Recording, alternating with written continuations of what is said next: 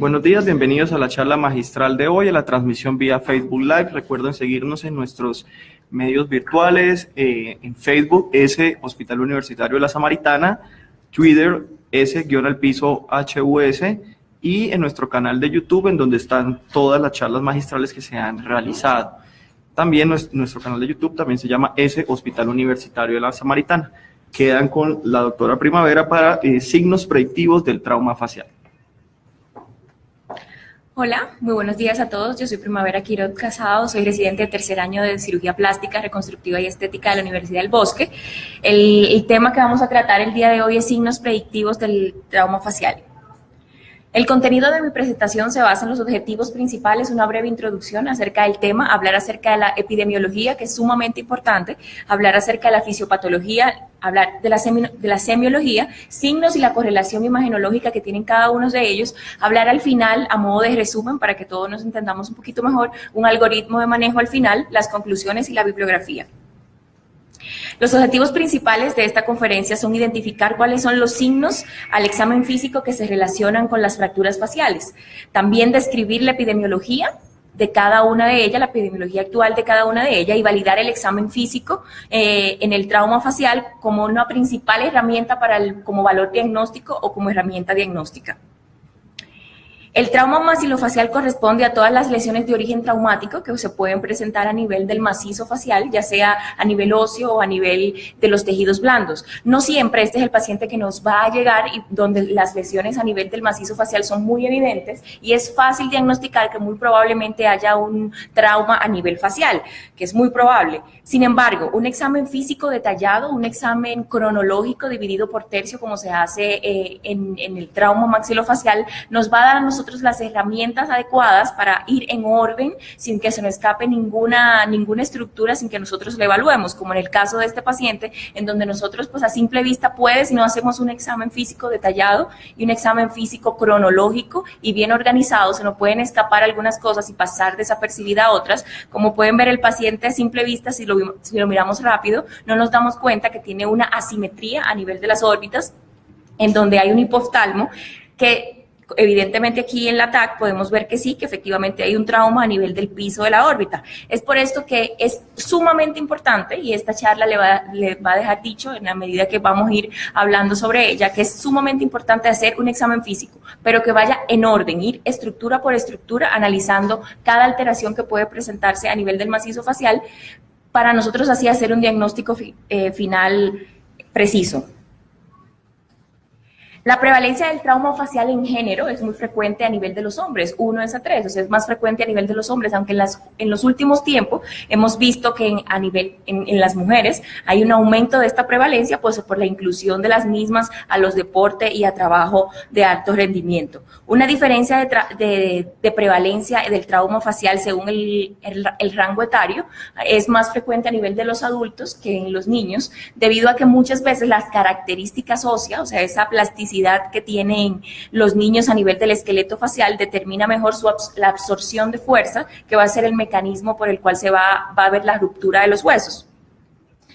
Tenemos que hablar que la fuerza ejercida sobre un hueso se divide en trauma. El trauma se divide en baja energía y de alta energía. Nosotros contamos con un esqueleto facial en donde nosotros tenemos unos pilares que nos van a ayudar a dispersar, por así decirlo, esa fuerza y nos van a ayudar a contrarrestar esa fuerza ejercida sobre el hueso. Sin embargo, cuando esa fuerza, que la energía involucrada en el trauma es directamente proporcional a la masa y al cuadrado de la velocidad, una vez todo esto se rebase, la fuerza con la que nosotros nos defendemos en cuanto a la arquitectura normal y la anatomía normal del hueso, entonces aquí es que se producen las fracturas. Estos pilares, que son tanto horizontales como verticales, como podemos ver aquí, nosotros tenemos pilares que son verticales y pilares que son horizontales. Los pilares que son horizontales están el reborde orbitario superior, reborde orbitario inferior, los ápices orbitarios que están ahí en el maxilar superior y maxilar inferior. Esos pilares nos ayudan a defendernos contra esa fuerza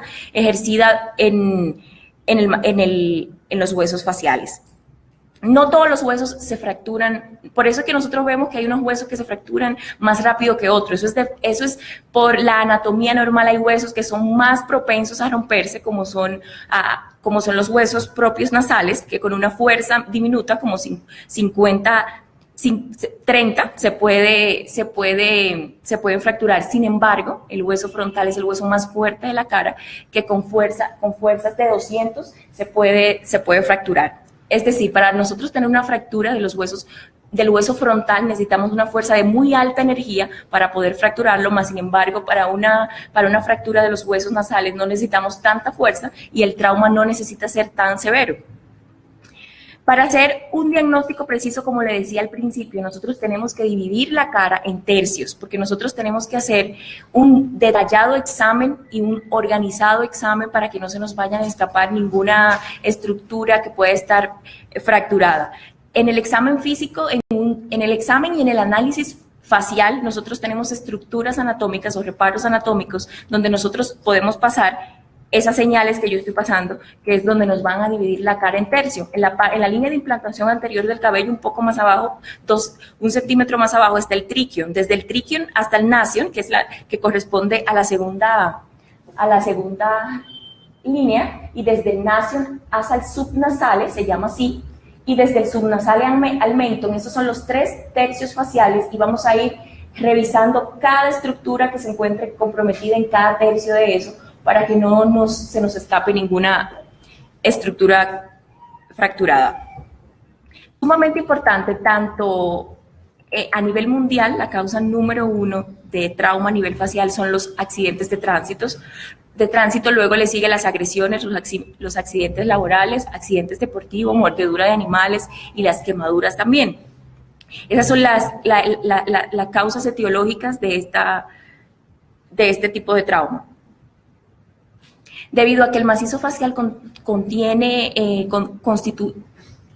constituye y contiene y se relaciona con estructuras que son elementos sumamente importantes para evaluar al paciente, nosotros tenemos que hacer un examen físico como nosotros lo hacemos completo, revisar la vía aérea, la respiración, la exposición del paciente y sobre todo hacerle un buen examen, una buena historia clínica en donde el paciente no se exprese o los familiares o los que están presentes, porque muchas veces tienen una alteración del estado de conciencia, la hora del accidente, la identidad, cómo está, cuáles son los antecedentes patológicos y quirúrgicos del paciente, los accidentes tóxicos, el origen del accidente, cómo pasó, en qué venía el paciente, o sea, todo eso que conocemos, el relato de los testigos, que es sumamente importante ver cómo realmente fue que pasó el accidente y sobre todo la ingesta de alguna sustancia o si venía ingiriendo bebidas alcohólicas, por ejemplo, y las alergias. Todo eso hay que tomarlo muy en cuenta para tener un examen físico y una historia clínica adecuada.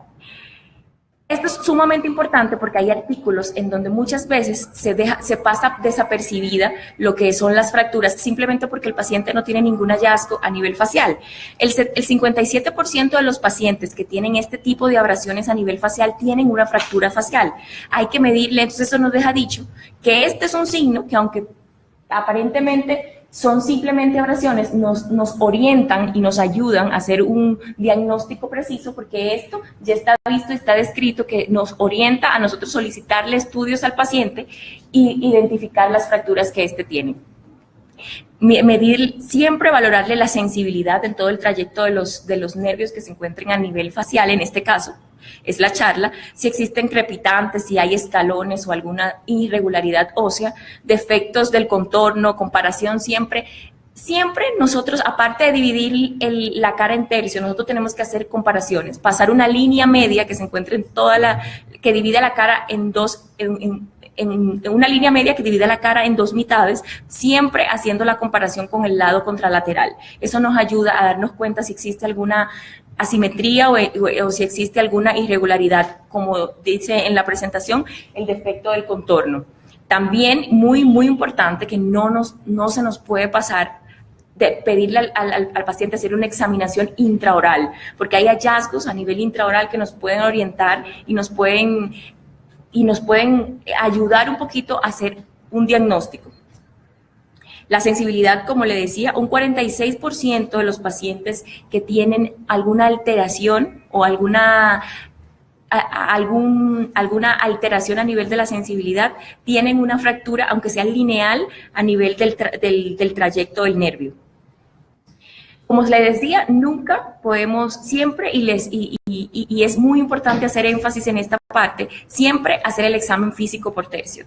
Se ha visto y está descrito que cuando se hace un examen físico en donde no se lleva un orden y no se lleva una cronología, se pasan desapercibidos signos que no se dieron cuenta. Eso es debido porque son muchas estructuras que hay que valorar. Si uno inicia en el tercio superior, luego va al inferior, luego se devuelve al superior, muy probablemente hay hallazgos que se nos van a pasar desapercibidos. Porque no siempre el paciente que nos llega es el paciente que evidentemente nosotros decimos, no, tiene una fractura facial. Ese no es el que usualmente llega, ese es el que usualmente llega, pero también existen otros que en donde no se nos pueden pasar desapercibidos porque los daños a largo plazo pueden ser graves. En el tercio superior evaluamos todo lo que es el hueso frontal. Sin embargo, las fracturas del hueso frontal no son tan frecuentes.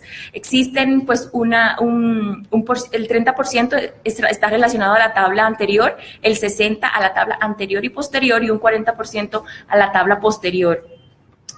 Es muy importante también, al igual en todos los tercios, verificar las asimetrías, si existe equimosis, si hay heridas que nos pueden orientar a que el trauma fue severo y si hay rinoliquia, salida de líquido cefalorraquídeo.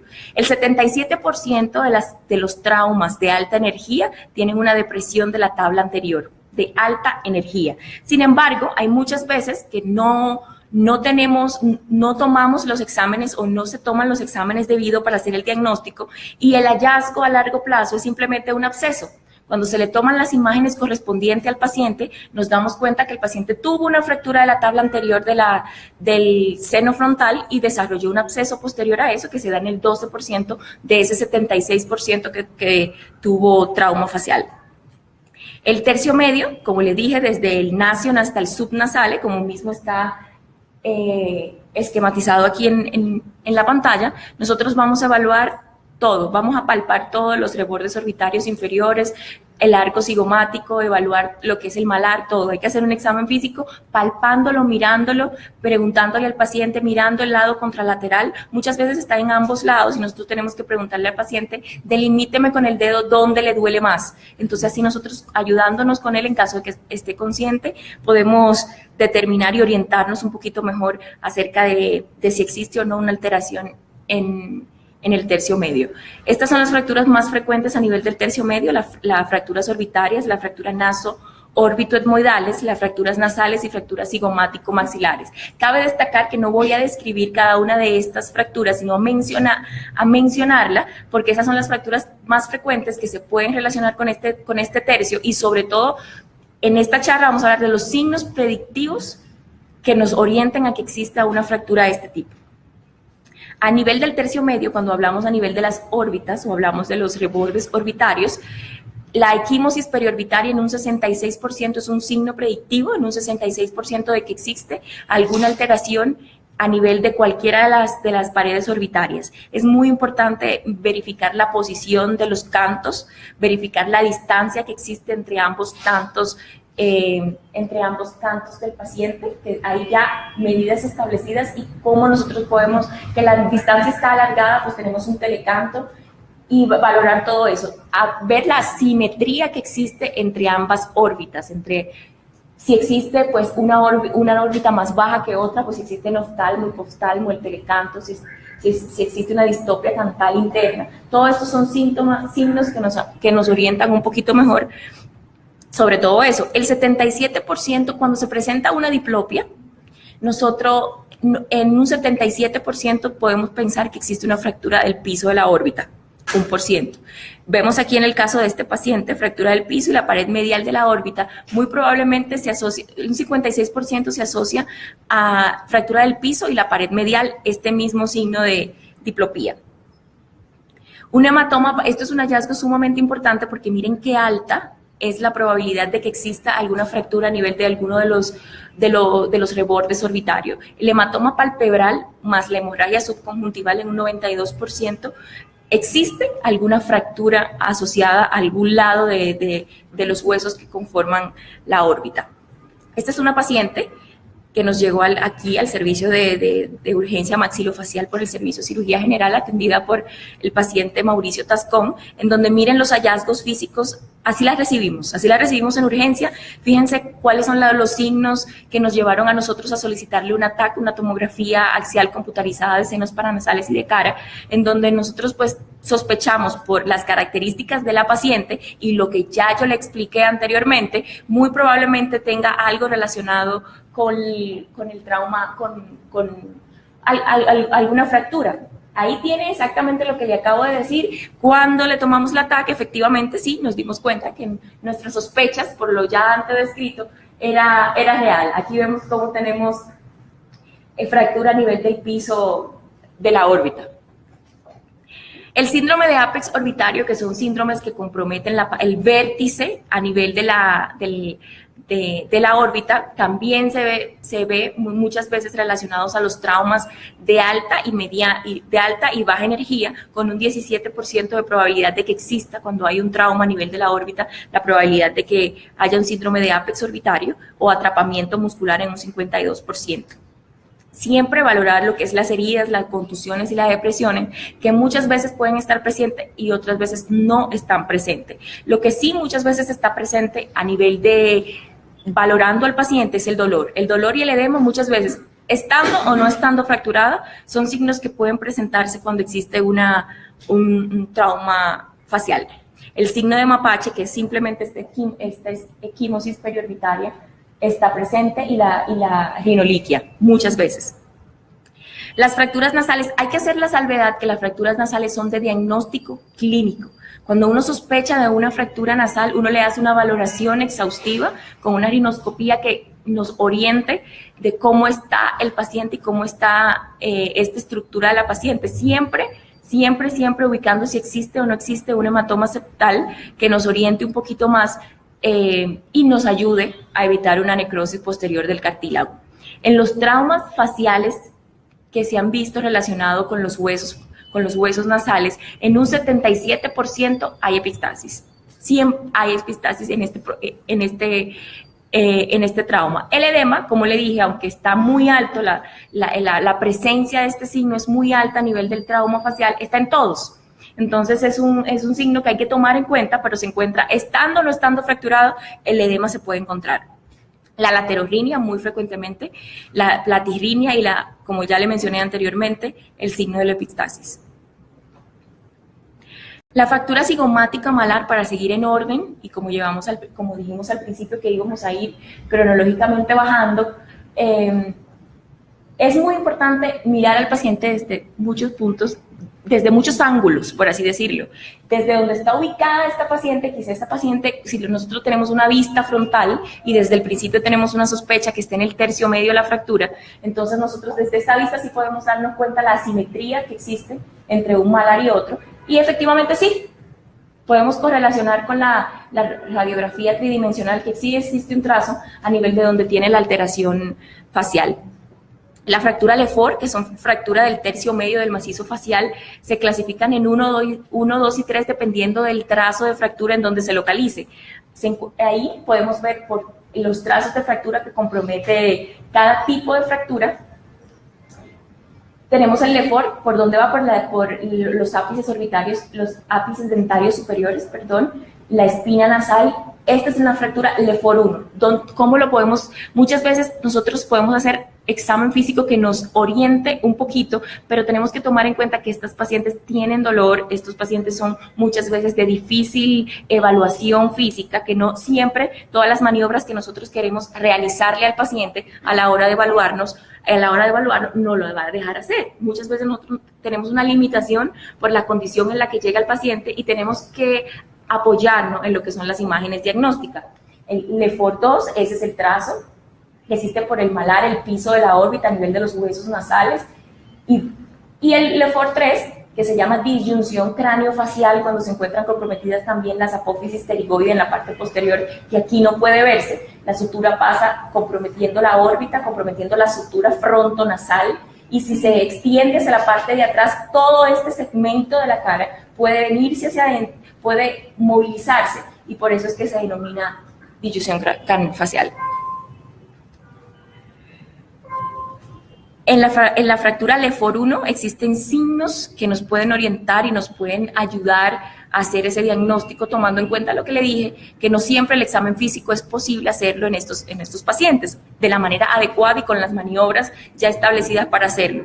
La equimosis en el fondo del vestíbulo bucal superior puede orientarnos más al LEFOR1, enfisema, compromiso del seno maxilar. También, en LEFOR2, también la equimosis periorbitaria bilateral, el enfisema, el edema facial que se encuentra en la mayoría de las fracturas nos puede orientar. La 3, las 3 están asociadas a trauma de alta energía, las 3 se asocian con edema, las 3 fracturas, y esta LEFOR3 está asociada a rinorragia, aplanamiento de la cara, equimosis periorbitaria bilateral, telecanto y alteración de la oclusión. Todas esas, siempre, la mayoría de las veces están asociadas al LEFOR3. Los signos que ahorita le estaba mencionando, el signo de mapache también se encuentra asociado en un 70% como signo predictivo de LEFOR2 y LEFOR3, y el signo de Battle, que está asociado, es esta coloración a nivel retroauricular en un 52%, en un LEFOR3 que tiene que ver con fractura de la base del cráneo. Y el tercio inferior, para ir en orden cronológico, pues asociado al edema, pues es un signo que está en todo, la mala oclusión, mirar siempre cómo están los dientes. Los dientes nos pueden, muchas veces se puede pasar desapercibido la valoración dentaria de los pacientes, movilizar las piezas dentarias para ver si existe movilidad o no movilidad, preguntarle al paciente todo el tiempo, ¿siente la mordida igual antes que el accidente? ¿Siente alguna alteración a nivel de la arcada dentaria superior e inferior? Nos puede orientar muchísimo, en un 65%, como ven en la presentación, que nos puede orientar mucho, y como signo predictivo tiene un valor importante acerca de que existe una alteración a nivel del tercio inferior de la cara. El trismus y alteración de la dinámica mandibular también es sumamente importante en este caso. Verificar bien, nosotros podemos tomar imágenes cuando tenemos sospecha de que exista alguna alteración, mirando bien la mordida, si es una mordida abierta, en este caso abierta anterior, o si existe una mordida abierta posterior. Todas esas son cosas que podemos valorarle al paciente para hacer un buen diagnóstico. Los estudios deben de ir orientados a lo que encontramos. Tomar una radiografía, tomar alguna imagen corresponde a que nosotros estamos utilizando un recurso que tenemos que saberlo utilizar de manera adecuada. Dependiendo de lo que nosotros vemos en el examen físico, nosotros tenemos que valorar qué nosotros le vamos a solicitar al paciente y qué corresponde de verdad solicitarle al paciente, y no malgastar los recursos que tenemos en ningún lugar, no tanto aquí en cualquier lugar donde nos encontremos. Entonces, esta está sumamente indicada para lo que es las lesiones a nivel mandibular del maxilar inferior, que es una Panorex. También la tomografía axial computarizada es el estudio de elección para las fracturas a nivel facial. Los cortes, hay varios cortes, tanto sagital como coronal, que nos pueden orientar y se puede visualizar mejor la estructura anatómica que nosotros queremos visualizar. Por ejemplo, aquí, pues ya está claro, y dijimos anteriormente que las fracturas nasales no son fracturas que el diagnóstico es totalmente clínico. En el corte axial podemos nosotros valorar mejor las fracturas, si existe alguna conminución o alguna alteración a nivel de los huesos propios nasales. El seno frontal, en una tomografía axial computarizada en un corte sagital, podemos valorar bien. ¿Por qué? Porque nosotros vamos a valorar todos sus componentes. Vamos a valorar tanto la tabla anterior como la tabla posterior y qué nosotros tenemos en el seno. En el corte coronal podemos ver perfectamente si existe alguna alteración de cualquier pared que compromete la órbita. En este caso podemos ver esta imagen aquí, en donde vemos el compromiso de la pared medial y la pared, el piso de la órbita. A modo de resumen, que es sumamente importante, pues yo siempre trato de resumir y de colocar pues todo lo que he dicho para que nos quede un poquito más claro. Hay que valorar en el trauma facial siempre por tercios. siempre de una manera organizada y cronológica, pues porque nosotros nos vamos a dar cuenta que cuando no lo hacemos así, se nos van a pasar pequeños detalles que posteriormente pueden ser graves para el paciente. En la fractura del tercio superior, la fractura del hueso frontal, los signos que están en rojo son los signos más importantes y más relevantes a nivel de esta fractura, que es la depresión ósea, que muchas veces no se encuentra presente, y la equimosis, es muy importante. El TAC de cortes axiales es ahí donde nosotros podemos verificar. Las fracturas nasales de diagnóstico clínico, sin embargo, si nosotros tomamos un TAC y verificamos pues, en el examen físico pues, los signos predictivos más importantes, la epístasis y la asimetría nasal. El diagnóstico, como le dije, clínico, sin embargo, pues si hay una sospecha de una fractura naso-órbito-etmoidal, podemos solicitarle un TAC donde se va a ver el hallazgo. En el tercio medio, las fracturas orbitarias, la equimosis periorbitaria, que ya le mencioné anteriormente, que es un signo sumamente importante, la alteración de la motilidad ocular, de la diplopía, y el diagnóstico en cualquier corte podemos nosotros visualizar las estructuras, pero en el TAC coronal es donde mejor nosotros podemos observar la órbita. La fractura órbito-cigomática, la disminución de la proyección del pómulo y el aplanamiento del mismo puede orientarlo como signo predictivo importante en un ataque.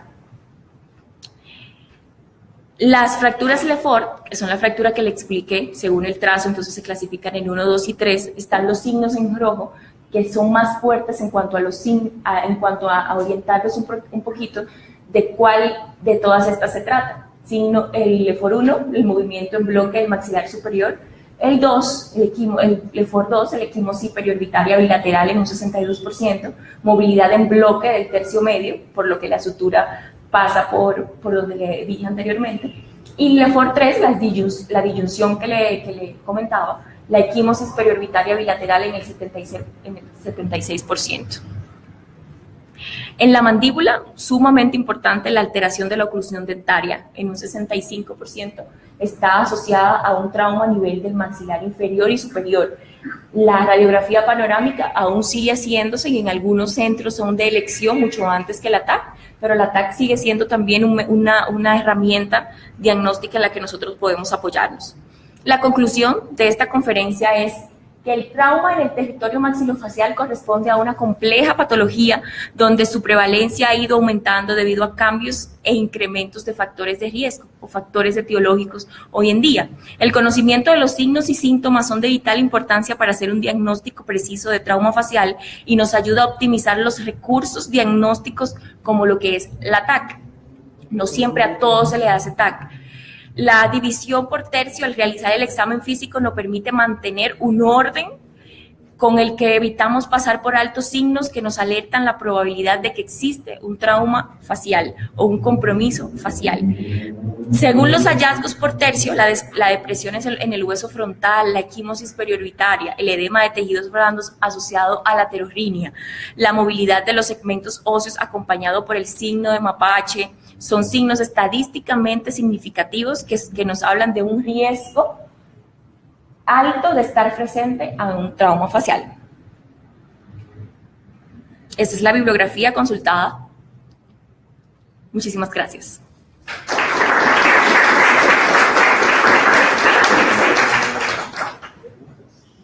¿Alguna pregunta? Bueno, muchas gracias.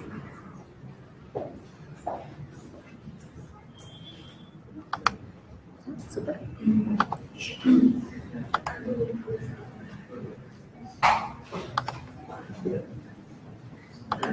¿Llegaron la lista de asistencia?